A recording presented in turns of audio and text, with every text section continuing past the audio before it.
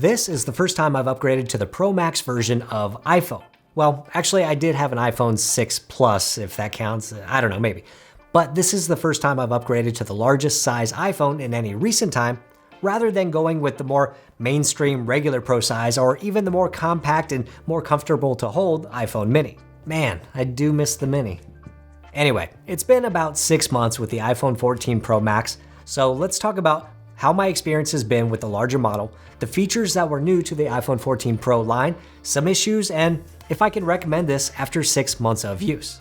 The iPhone 14 and 14 Pro Max are essentially the exact same phone. Same design, same features, same cameras on back. The Pro Max comes with a 6.7-inch display versus 6.1, so you can either show more content or larger content, which is good when you're over 40. The Pro Max gets a larger battery, which we'll talk about in a second, and the Max is also quite a bit heavier. I actually find myself thinking about the size frequently. I'm not a tall person and my hands are just not big, so every time I pick this up, I just feel the size in my hands and the weight. After 6 months, it's really not completely out of the question for me to use, and if this was the only sized iPhone, I would be just fine. But I do find myself wanting to return to the regular 14 Pro or even the 13 mini from time to time. That is, until I think about the battery.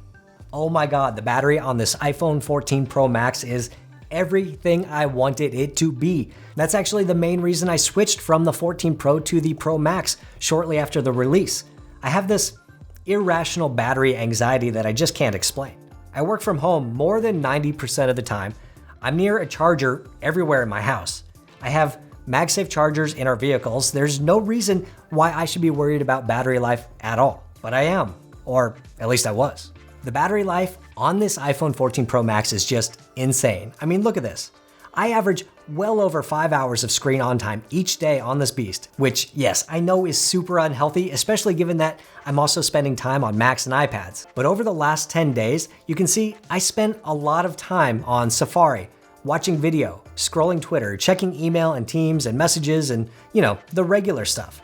With all that usage, I'm still going to bed with 20 to 40% battery life each night without charging during the day. And if you're curious about battery health, I am still showing 100% for battery health after 6 months, and that's with using MagSafe or wireless charging exclusively. The battery is simply unbeatable on this iPhone, and if there's any reason to keep using it, it's that.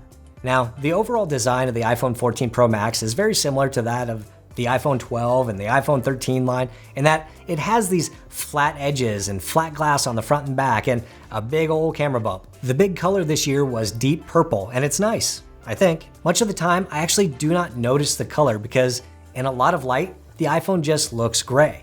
Like, for example, here is a purple case. This purple case is more purple than the iPhone, or even just looking at this desktop picture, look at that, purple, grayish, purple, grayish. So it's really just purple-ish, I guess. And the camera bump is huge. It's starting to get a bit comical. I don't really know what the best alignment or arrangement would be for the cameras, but it's just looking oddly sized, especially on something like the regular iPhone 14 Pro. Plus, there's always dust around the lenses, which is kind of a pain in the butt to remove. I still think that the overall design is one of the best ever for iPhone and matches the other Apple devices like iPad. I know that there are rumors about an updated iPhone 15 with a more rounded frame on the back, and that some people just don't like the squared off edges of this phone because they find it uncomfortable to hold. I actually prefer the flat edges of this iPhone because I feel like I can get a better grip on the device overall.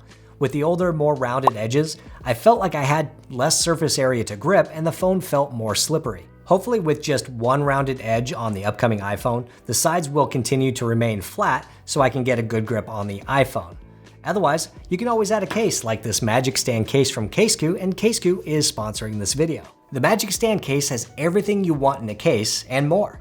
It has a beautiful, clean design with protection for the front glass and cameras, and they come in multiple colors. The magic of this case is the built-in stand that simply folds out so you can place your phone on any surface for watching movies, taking FaceTime calls with your kids, or just to be hands-free. The Magic Stand is also fully MagSafe compatible with 48 powerful magnets in the ring to work with all of your MagSafe charging accessories.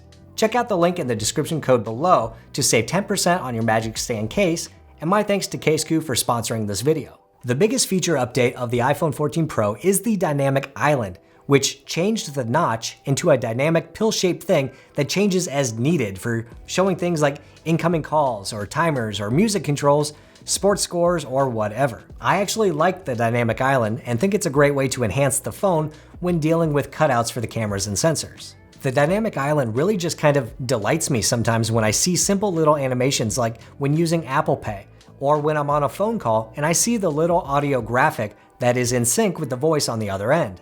This is nothing revolutionary after using it for 6 months, and if I had a choice of no island and no notch, I would definitely choose that over this. But because technologically there still needs to be holes in the display, it's nice that we get a new feature out of it. However, the island is in the way sometimes when watching videos or playing games. It's less easy to ignore than the notch was, but I just don't hate it. The display itself is even brighter this year, with up to 1600 nits for HDR content and up to 2000 nits in direct sunlight, which is awesome.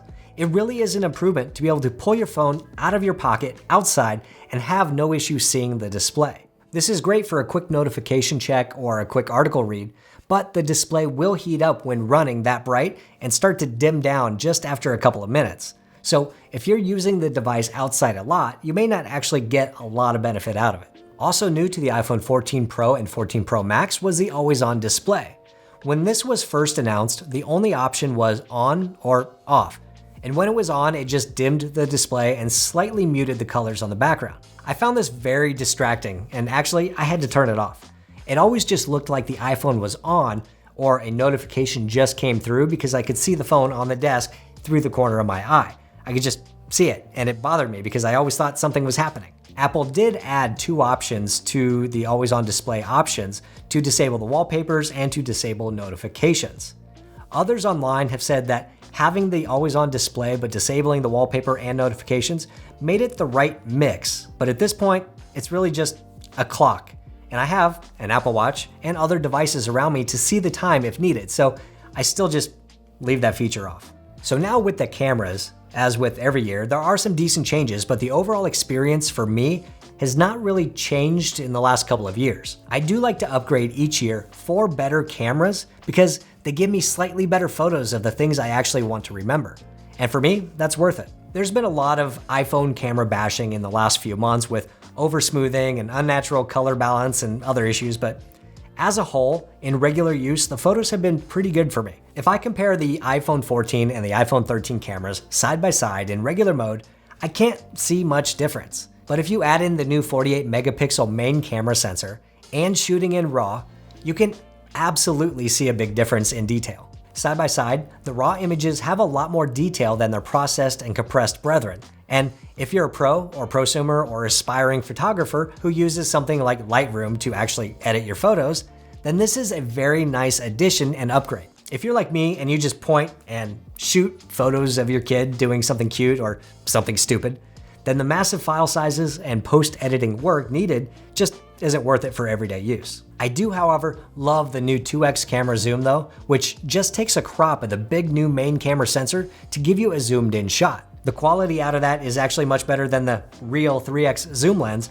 and makes me wonder why Apple even includes that 3x zoom at all anymore. The last thing I want to talk about with the camera is action mode, and that is a super awesome video stabilization mode for those times when you're running around, you're not still, or you're chasing after a kid or a pet. I love the results. Here is a video of me running full bore on a trail with the camera watching my shadow. I'm running as fast as I can with one hand holding the camera. I don't know about you, but when I'm running, especially on an uneven surface, my body and arms are not steady. I was bouncing all over the dang place, and this video looks like it was shot by someone else or even a drone. I think action mode is pretty awesome. I've played with it a lot over the last 6 months, way more than I did with cinematic mode last year. Oh, and cinematic mode now does 24 frames per second in 4K, but who cares?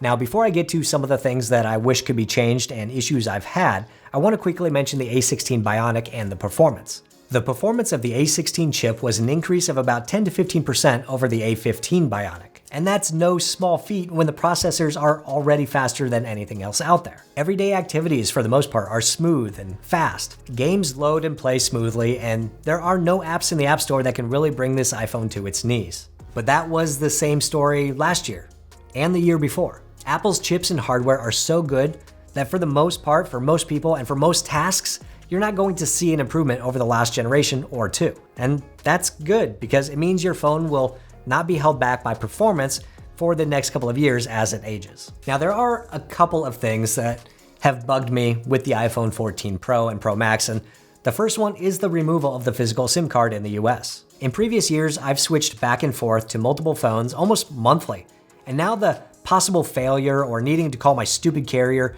makes me reconsider, which, to be fair, I've switched 2 times and have so far not had any issue. I just don't like the fact that it's not as easy as popping out the card in one phone and putting it into another. The material itself is also something I would like to see changed, more specifically, the stainless steel on the Pro and Pro Max.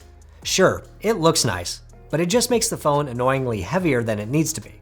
Luckily, the colored stainless steel models actually hold up pretty well, but I specifically haven't been getting the silver because those bands start scratching instantly if you just look at them. Like really, you take the white or silver model out of the box and look at it and it will have scratches. I'm curious to see if there's any material changes on the iPhone 15 Pro. The rest of my issues are probably more software related, but the 14 Pro has had issues since the release with the screen sometimes not responding to touch.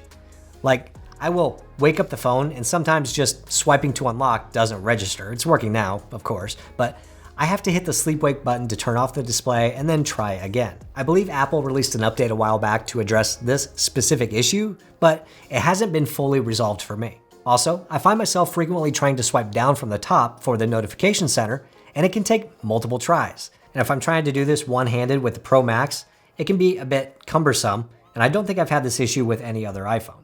And generally, I don't know what the heck is up with Bluetooth and AirPlay. Sometimes everything works fine, like magic, and sometimes it just won't. I will open up the AirPods case and put them in my ears, and the phone just doesn't even see them as an option. Or I need to put them back in the case and try again, or leave them in the case for a period of time before trying again. Same thing with AirPlay. Sometimes it just does not see all of my devices, and sometimes it just works. Sometimes. I wonder what we would have thought if back in the day, instead of the slogan, "It just works," the slogan was, "It just works, sometimes." It just works the way it ought to. So it all just works. It just all works. It just, boom, pops to life and works. And my last little issue is that sometimes the widgets on the home screen just won't update, like this weather widget. So after all of that, the bottom line is, yes, I do like the iPhone 14 Pro Max, and yes, I can recommend it after 6 months of use. This is the best iPhone Apple's ever made, and the battery life is just, yes. The switch to the 14 Pro Max from the regular 14 Pro was actually pretty easy. You get the bigger screen, which I like. You get the bigger battery, which I like. You get the bigger size, which I'm not a big fan of. I do find myself wanting to go back to the regular Pro just for the hand feel, really, and even the Mini. Actually, what I really want is an iPhone Mini with a larger display that's easier to see and a battery that lasts all day. A guy can dream, I guess. But what do you think? Are you happy with your decision on the iPhone 14 Pro or Pro Max, or are you thinking of getting one? Let us know in the comments below. If you're curious about the gaming controller that I was using in this video, you should check out this video right over here. Hit the thumbs up button if you liked it, hit subscribe if you want, and I'll see you next time.